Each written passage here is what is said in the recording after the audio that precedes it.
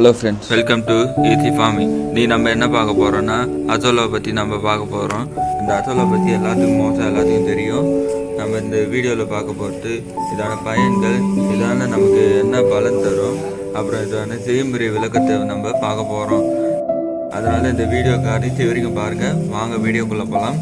நம்ம சேனலில் சப்ஸ்கிரைப் பண்ணாதவங்க சப்ஸ்கிரைப் பண்ணுங்கள், பெல் ஐக்கானது கிளிக் பண்ணுங்கள். இந்த அசோலா எதுக்கெல்லாம் பயன்படுதுன்னா ஆடு, மாடு, கோழி, பன்றி, வாத்துகள், அப்புறம் மற்றும் நம்ம நிலத்துக்கு உரமாகவும் பயன்படுத்துகிறாங்க. அப்புறம் இதான பலன்களை பார்ப்போம். இந்த மாட்டுகள்லாம் இது பால் உற்பத்தி திறன் அதிகரிக்கும்.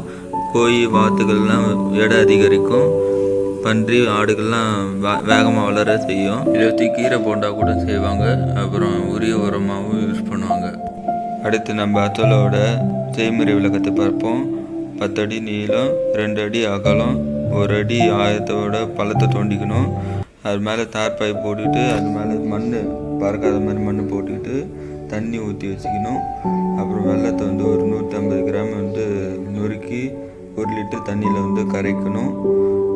அப்புறம் சாணத்தை 300 கிராம் சாணத்தை எடுத்து அந்த வெள்ளத்தை கரைத்த தண்ணியில் போட்டு கரைக்கணும். நல்லா போட்டு நல்லா கரைச்சிட்டு அப்புறம் இந்த ஒரு பிட்டுக்கு போதுமான அளவுக்கு இருக்கும்.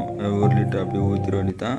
அப்படியே ஒரு நாள் அப்படியே கேப் விட்டுட்டு அப்புறம் அசோலா ஒரு 1/2 கிலோ அசோலா எடுத்து அப்படியே அந்த பிட்டு ஃபுல்லாக போட்டு விட்டோம்னா அதே படந்துக்கும்.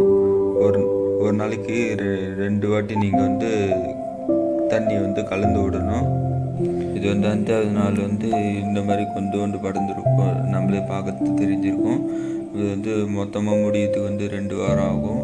இது 2ஆவது வாரம் அசோலா நம்ம எவ்வளோ கொடுக்குதுன்றத நம்ம பார்ப்போம். ஒரு நாளைக்கு 2 வேளை கொடுக்கணும்.